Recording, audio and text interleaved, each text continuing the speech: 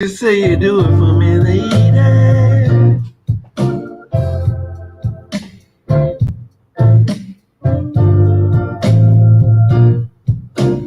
You say you love me, lady. Girl, I hope you do. Only you can save me. My life it was you. Kiss me, drive me crazy. Would you do that for the lady?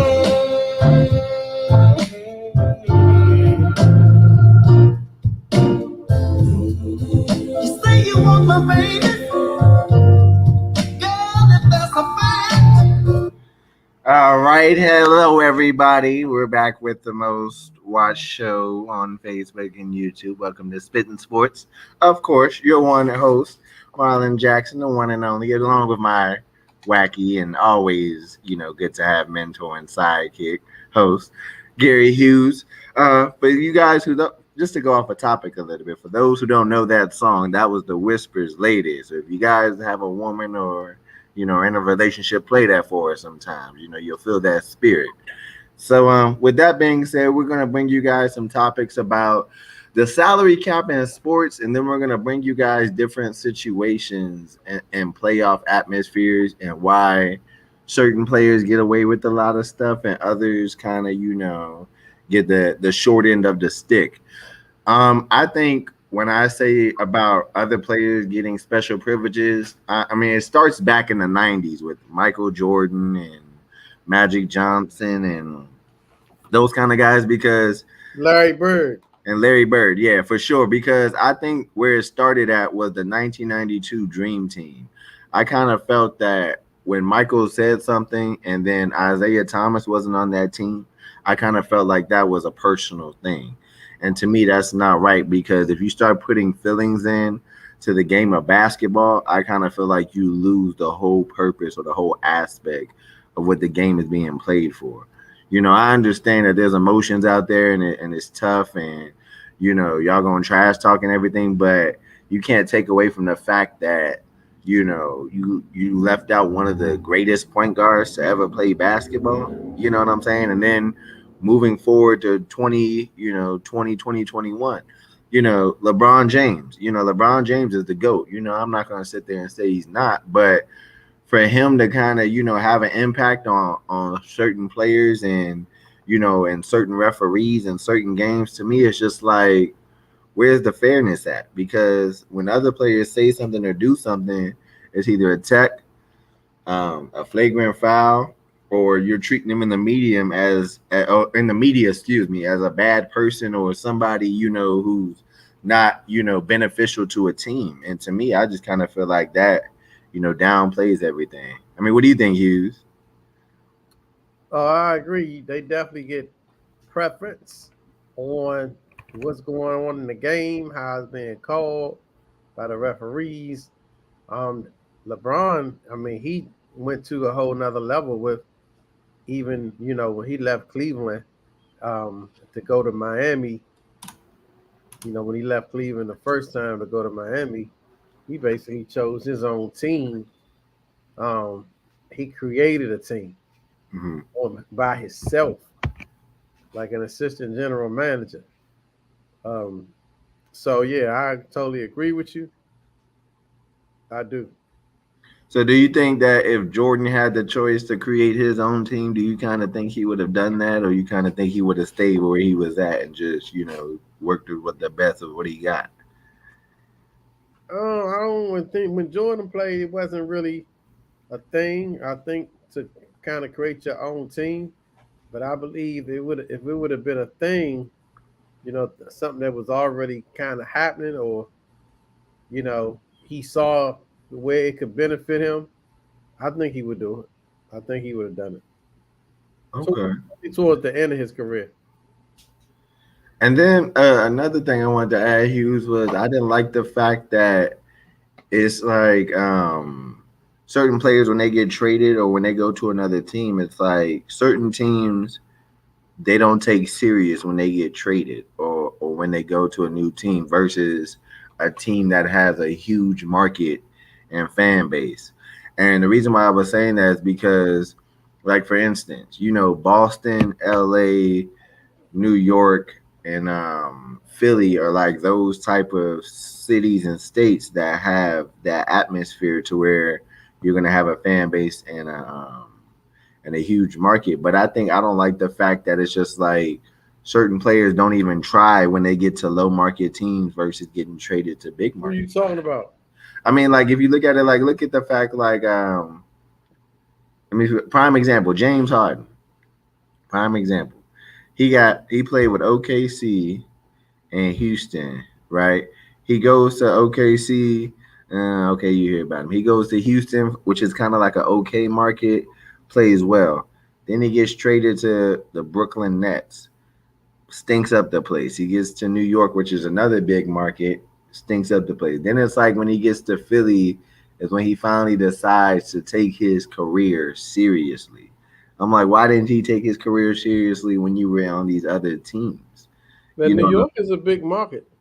oh yeah, I'm with you. And I just feel like to me, I just kind of feel like wherever you play at, I kind of feel like that's where you're gonna, start playing like. So if you're playing for a small market team like I don't know, let me say OKC or Milwaukee. Sacramento.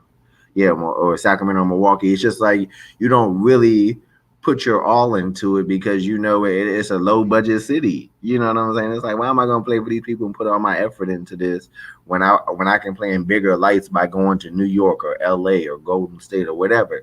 To me it's just like if you're a star player, if you're a GOAT, wherever you play at, you want to make sure that you're the best on every team, and I think LeBron was the only one that did that, in my aspect. I kind of feel like every other player, when you look at them and when they got traded and now it's just like, they decided when they were going to be great and when they were just like, oh, I'm just going to play just to make some money. Oh, wait, but now I got a chance to play with this team. Cool.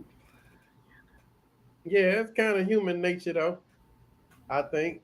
I mean, they're making so much money that they can kind of command. They, I mean, they're not going to get cut because they're still in the prime of their career, and they're selling tickets to a degree. I mean, Kyrie Irving, he pretty much does it what he wants to do, and if he has to be suspended or not play for a while, he'll just take it. So he's prime example as somebody that he turns up when he wants to. He demands trades. Uh, yeah, he expresses his values, his politics. Um, he does what he wants to do. And see, I think with that, Hughes, when you start giving a lot of those players that freeway like that, I kind of feel like you lose, what the purpose of is playing the game for. Because it ain't about basketball anymore. Now it's about money and, making statements. And it's like, who does that really hurt in the long run? It hurts the fans because they come and pay this money to see you, and then you don't even play. And a lot of these players don't even think like that. They're too selfish to where it's like they're focused on themselves and not focused on, being the star that they are for that team. And I kind of feel like that's where a lot of these teams have their downfalls at. You know what I'm saying? Especially like take Memphis for example. We were talking about this the other day with Dylan Brooks and how he was doing all that stuff, talking trash, talking, and then now Memphis talking about they don't want him back. I'm Right. like, but if you look at it back in the day, who used to always trash talk? Dennis Rodman, Vernon Maxwell, Larry Johnson, Reggie Miller. All those guys were trash talkers, but they didn't get kicked off of the team or they didn't, not re-sign their contracts with those teams. So it's just like, why in this situation is it different from theirs? You know what I'm saying? But Dylan, he's not an all star, Yeah, but he can get to an all-star caliber. but he ain't there yet. So he got to get there first. I mean, I get that, but it's just like, my thing is, it's like be fair in all aspects. You know what I'm saying? If one player is doing it, hold everybody else accountable for it. Because he's not the only one in the league that does that. Draymond Green does that. Harrison Barnes does that from Sacramento. Uh, Patrick Beverly does that. You know what I'm saying? Those guys like that, they all need to be held accountable for what they do with that. But it's like for some reason, it's like if the NBA knows that they're gonna lose money on those players being out, that they just look past it. And it's just like, come on, man, because if that's the case, it's just like, how much stuff can they get away with? How much, is too much? You know what I'm saying? How do we know if something really seriously happens that you're going to really, do something about it versus just wiping it under the rug or, turning the other cheek? Well, guess what, man? Those guys bring a lot of money to the owners, and they get preferential treatment. And You see, know, to me, it's just like, and that's what you lose the real and that's why I always compare, the '90s into now because back then, $1 million was the top, cap thing. If you was making $1 million in the '80s and '90s, you was balling. But now it's just like since these cats is making, 5 million plus just by sitting on the bench, it's just like, well, damn, and I just think it's unfair to the fans at the end of the day. I know the owners are making money, but it's like the fans is what makes people the money because if they're not buying tickets, nobody's getting paid their salary. yeah, it's a downer. It definitely is a downer. I agree with you on that. So, what do you Yeah. think can be done about it?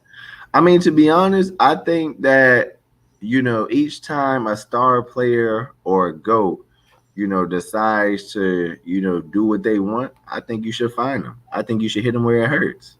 Because then they'll start realizing that you need to start taking these, consequences and punishments more seriously. Because if you don't hit them where it hurts, all they're gonna do is keep doing it. It's kind of like Hughes, how you're a teacher. If you let your student, overrun your class or overtake your class, and it's like they're gonna keep doing it because you're allowing it. You, Hmm. you know what I'm saying? So these owners need to know, like, hey, I'm the owner. I know you're the star. I know you bring us revenue here, but if you start doing stuff that's not part of that makes our team look bad to where we're in the media, we're in the spotlight, I'm gonna hit you where it hurts. Like I might fine you, $2.5 million or something. That way, it makes them know that okay, yeah, these motherfuckers, he's Okay. serious. Now, do you think the NBA players rep will go fight against that? I mean, they can, but I mean, what good is it going to do them? Because the owners and the fans is the what controls their salaries, and that can easily be taken away. Okay. You know what I'm saying? Because look at that prime example, and this is what I meant by when I was talking about how star or goats have star power. Look, remember Delonte West? Look what happened with him. In Hmm. his whole situation. After that incident that happened with LeBron and his mom, Delonte West went homeless. He didn't get a chance to play basketball until like 8 months ago when Mark Cuban, got him cleaned up and got him a place to, get some food and eat. And then, gave him a chance to try out. He was looking terrible, man. And I said, for one player to ruin another man's career over something like that could have been handled outhouse instead of inside the house. To me, Right. that's just like, that's not cool, man. I understand, you're dealing with personal reasons, but to mess with a man's money and his career, like I said, that's why I see the issue is where you have to draw the line. But he's suffering with mental health too. Oh yeah, for sure. I already knew that because I've seen those signs when he first came into the league. But a lot of these players, if you look at them, have mental health issues in the league, man. But they just don't talk about it because everybody expects them to perform at these high levels and play, their salary that they're paying. If I'm paying you $100 million, I expect you to play. I don't care if you're mine. I don't care if you got personal or family issues or whatever you got going on. I expect you to play. And it's just like first things first. I'm a man at the end of the day. You know what I'm saying? If I'm dealing with something, I'm dealing with something. And it's Right. just like and I think that as owners, I think they need to be held accountable, and I think the players need to be held accountable. And I said the second they can do that, I think it would change a lot of these. I think it would change a lot of the games and how they're played. I think it wouldn't be a lot of foul calls. I think it wouldn't be a lot of BS calls by the referees. I think it wouldn't be a lot of challenges. I don't think it'd be a lot of booth reviews, any of that. You're right. You know what I'm saying? But Right. like you said, this is a money hungry industry, so it's really hard for them to try to do anything because they know that the president of the NBA Basketball Presidents Association is not going to allow his NBA players to have any type of, I guess you're saying, effect on their salary when it comes to that. But I'm like, they got to understand something. If ain't nobody coming to these games, then it's just like, what is that? What good is that salary for? It's just a piece of paper. It ain't really much. Mm-hmm. And Yeah, that's just you're right. You're and right. that's just how I look at it, man. And it's like that with each sport. Football, basketball, and baseball. That was like when we were talking about a while back, how we were saying, why do quarterbacks get more, paid more than a kicker or offensive lineman or things of that nature. And then when we had that conversation, it was the same way. I'm just like, well, darn. I mean, if this quarterback gonna produce, yeah, I'll pay him 90 million or 100 million. But if he ain't producing, why is he getting a 4-year, $85 million contract? And I don't even know what he's capable of. Right. You're right, man. I mean, it's something about the market for a quarterback, and they get paid off their potential, not even what they have done. I always tell my father, I know Roger Staubach and them, they upset with looking at the amount of money people like Kirk Cousins making. Man, what they gotta be huge, and I think they need to go out and say something about that, man, or do something, or at least mention it. You know what I'm saying? I'm like, damn, look at how the times change. Because if you look at these top quarterbacks, Hughes, and these top running backs that got picked in the NFL draft just recently, are you telling me that these guys are worth 4 years, $65 million, or 4 years, $71 million, or 4 years, $58 million? It's like, why am I paying you all this much? And I don't know what you're gonna bring to the table. You might get hurt your first year as a rookie. Then what? Absolutely. You're Now right. you milking off the 4 years that you signed this rookie contract with the player option the fifth year. Right. You're right, man. I mean, My thing is, I was like, look, I'm gonna sign you to a 2 year, $20 million. I think that if you're gonna do rookies, Hughes, and you're gonna do a draft or with anything NBA, NFL, MLB, whatever, I would say, look, the minimum contract for a rookie is 2 years. 2 years, 25 mil. You know what I'm saying? And then if you do after your first year, if you do good your first year, we'll add another year on, a third year for 10 mil or something, or 15 mil. And if you do good that second year and you elevate your game, we'll add that fourth year on and give you the rest of that. But to give it all out at once, I'm like, to me, it just doesn't make any sense, because there was a lot of players like that I was watching. I'm like, why are these guys getting these rookie contracts, man? And then they ain't even played their rookie year. I'm like, this is a shame. Torn ACL or torn hamstring or torn bicep, or out for the season. right. And then when they do come back, they're like, oh, I'm getting like your boy. I mean, I know he's not a quarterback, but like your boy from the Commanders, Chase Young. I don't think he's all that what everybody makes him to see, man. Because to me, it's like he's injury prone, and I'm paying him this much as a defensive end, and I'm like, he can't even play a full healthy season without getting hurt. Well, they didn't accept his option for fifth year. So, Oh, I didn't know that. yeah. So we're gonna see what happens this year. He gonna have to ball out. You got to. I mean, Yeah. it's only right. It's the same thing with these salary caps, because it's just like, my thing is, the money that you pay these athletes could be put towards ways to have insurance policies, so that if it does come down to it where you have to cut a player, or you have to get rid of somebody, or you have to sign somebody, you got the money to do it, man. You'd be surprised how many teams right now in the NFL and NBA are in the negative with their salary cap. Oh yeah. Yeah. If you Okay. look at it, the Miami Heat are one, the LA Lakers are one, um, the Brooklyn Nets are one, and I think it's the Boston Celtics. Those are like really the top five that are negative in salary cap, because they're signing other players, but then they know that their stars already have these guaranteed contracts. Right. So it's not, and once you're a star, you're not going to take a pay cut unless you're LeBron James, because you got something else settled on into the side. Right. So And what I you think think? You think those players deserve those? Well, let me take that back. Do you think this starts in college, the preferential treatment? I think it does because of the NIL deals. Okay. I think the NIL deals is what started, giving people a whole different mindset of playing basketball. Because before the NIL deals, you got to think about it.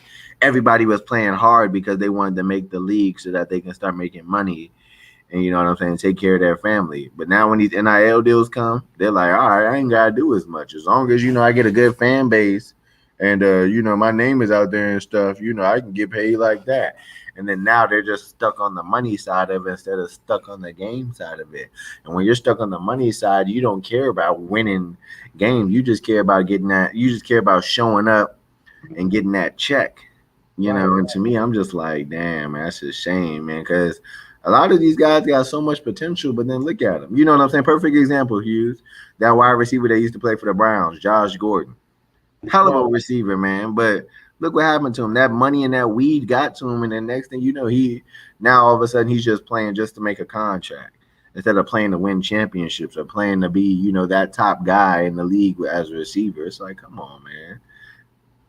Come on, man. You're right. Because you got to think about it. Your talent can take you so far, but you as the player got to know that with talent there are things that come with that, and if you don't put the work in to keep that talent and continue to be talented, then I'm like it's just a waste. And then you wonder why he uses a lot of these NFL players or NBA players or baseball players wind up going broke.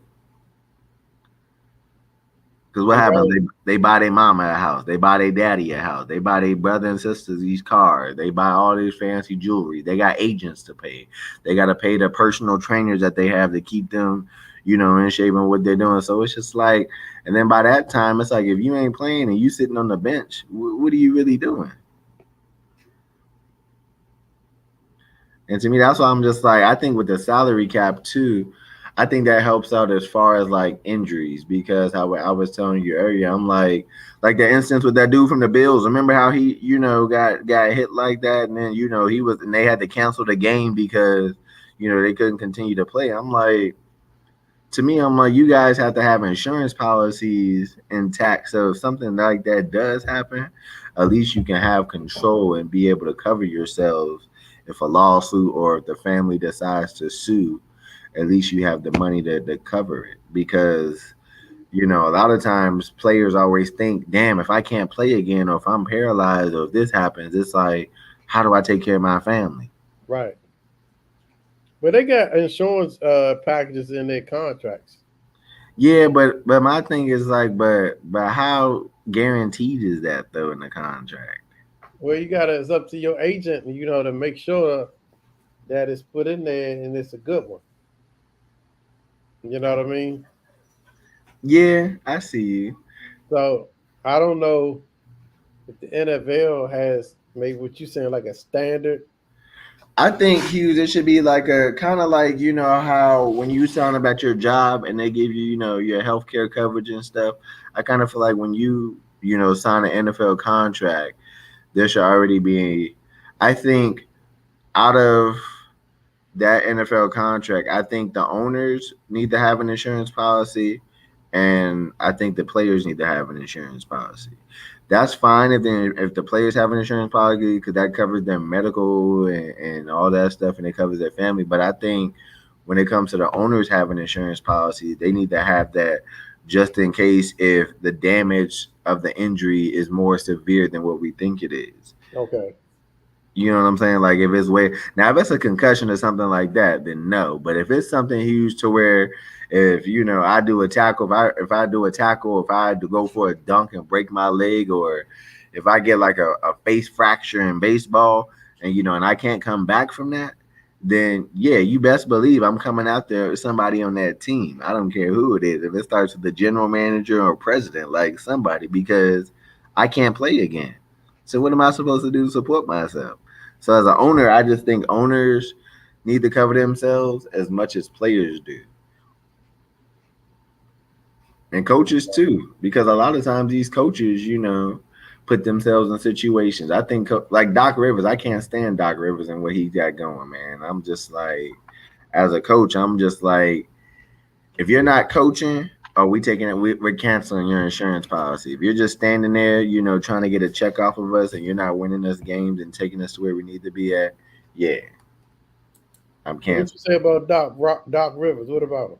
Because if you look at it earlier there, like if you watch any of the games, it's just like Doc Rivers, win or lose, he always blames the team for what happens. And to me, I'm just Tell you like, what, when it comes to insurance policies, I'm just like, I just kill think yourself some dinner, dude. I just think it's not right that it happens like that, because it doesn't make any sense that for him to blame the players and it wasn't the players' fault, well, all of their fault. It's just like, to me, it's just like, I think Doc Rivers needs insurance policy because he got hurt coming onto the court in the first round of the playoffs when he played Brooklyn. He got hit in the face with the ball. And then he tried to come out and say, well, that's part of the game, and I'm fine, and I'm hurt, and I love the coach and all this. And it's just like, to me, it's just like, but what happens if that injury, you didn't get that checked out? How do we know what the status is of your body, and and how you gonna react? You know what I'm saying? That can affect the outcome of any game, because if you don't have your coach there that can get you to where you need to be at due to certain things, and it's just like, I think it changes the series, and I think it changes the atmosphere of the fan base. Okay, I see your point.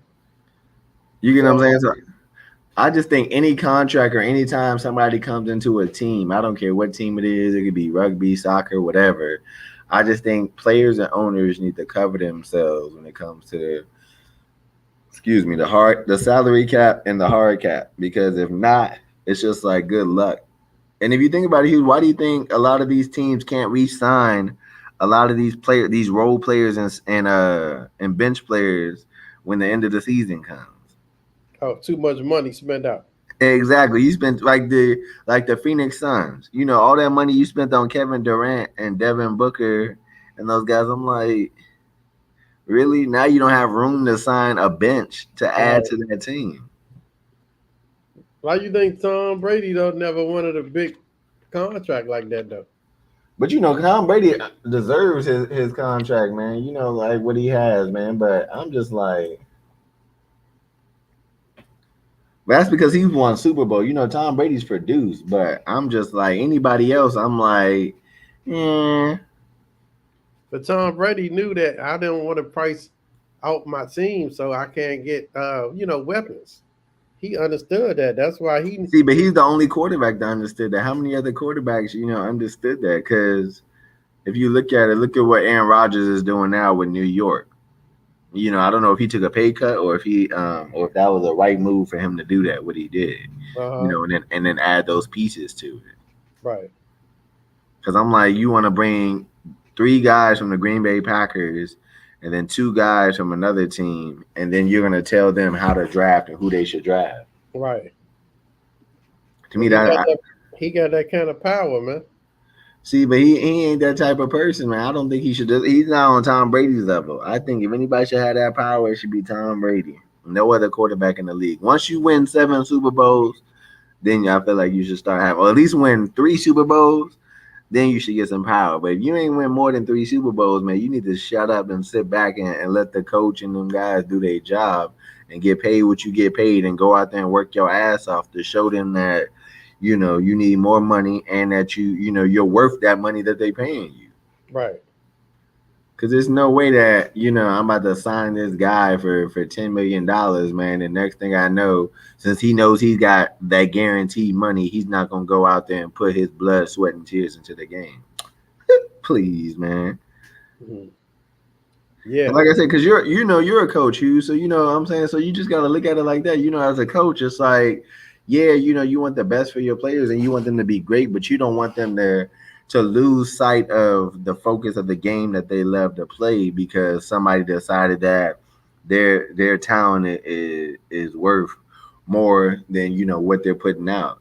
Because you don't want your girls to think, oh yeah, if you get drafted to the WNBA, you can be the next best thing. It's like you don't ever want to put that into somebody's head at a young age, because that's all they're going to think about when they get older. What can people do for me? How much money can I get off of this? What's my endorsements going to look like? What's this?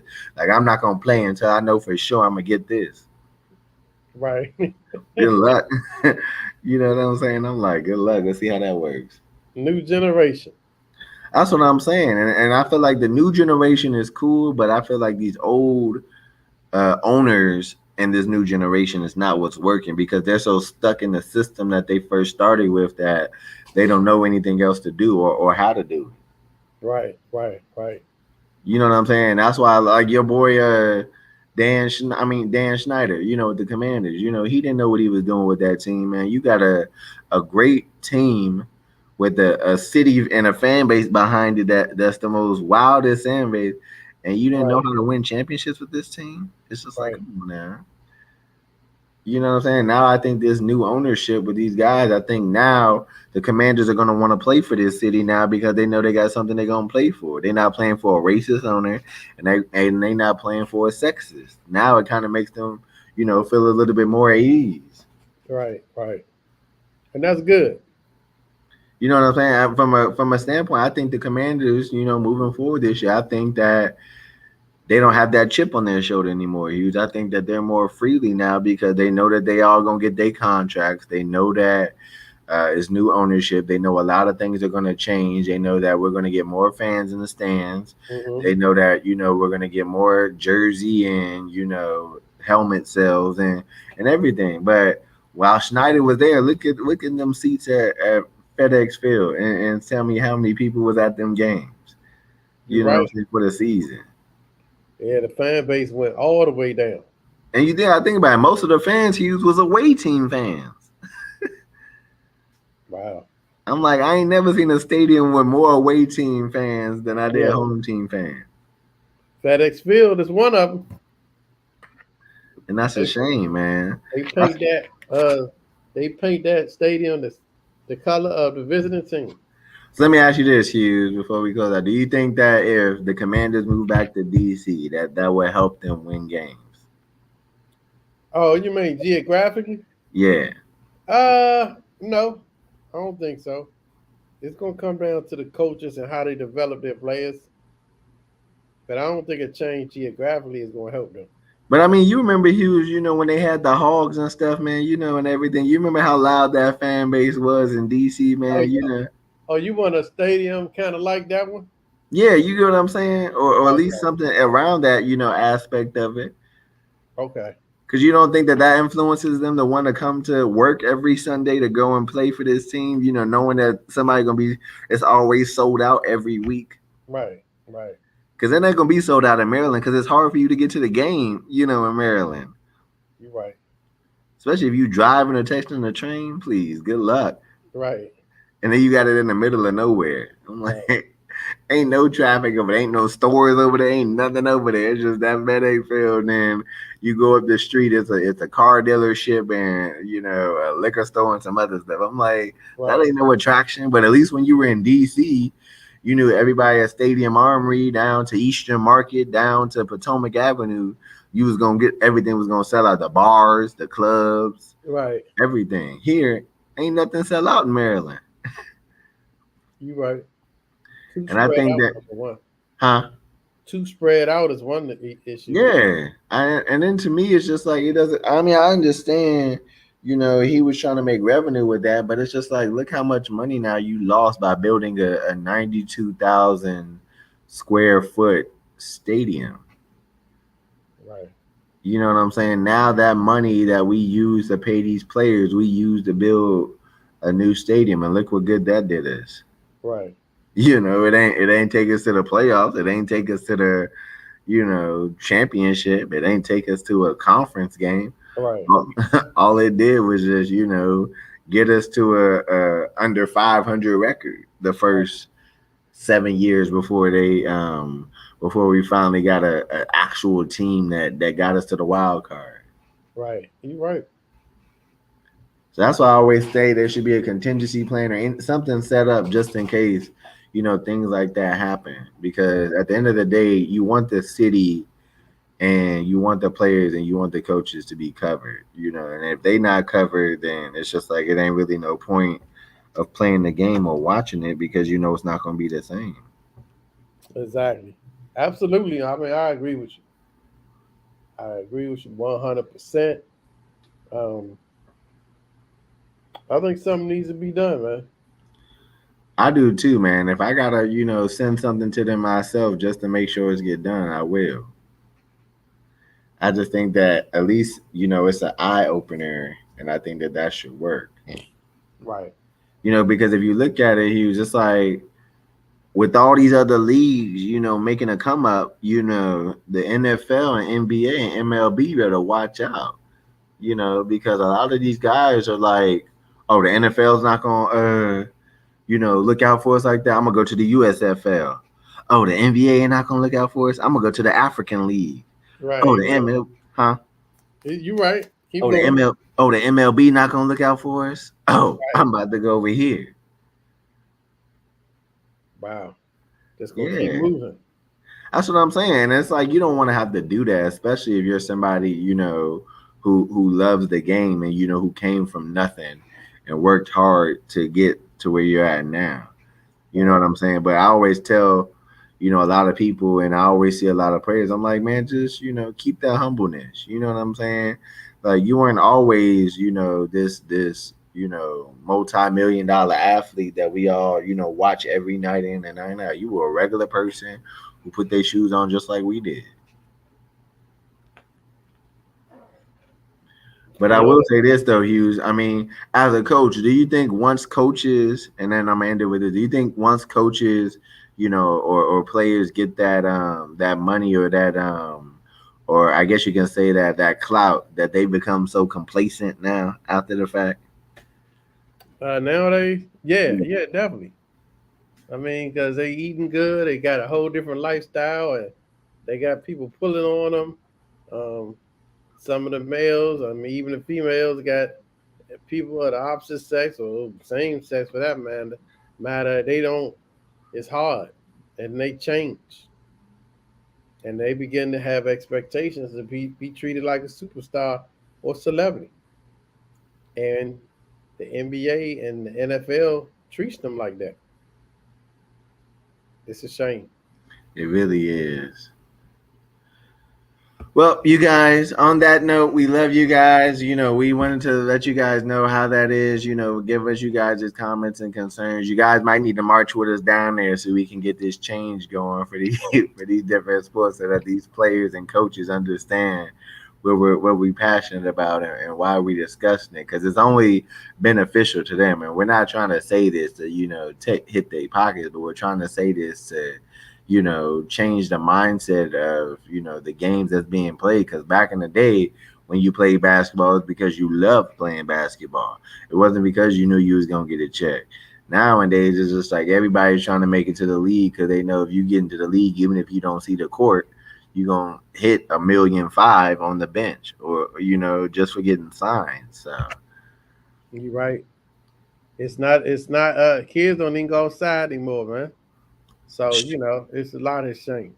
that's what I'm saying. So with that, y'all, like I said, just continue to support, continue to tune in, continue to kind of, add little inputs and different things to it so that we can, see where we can go next with the sports industry, because this is just a stepping stone to get, us to where we need to be at, but it's not the only stepping stone. So with that being said, we love you guys and we'll see you guys next week for our next show. Thank you.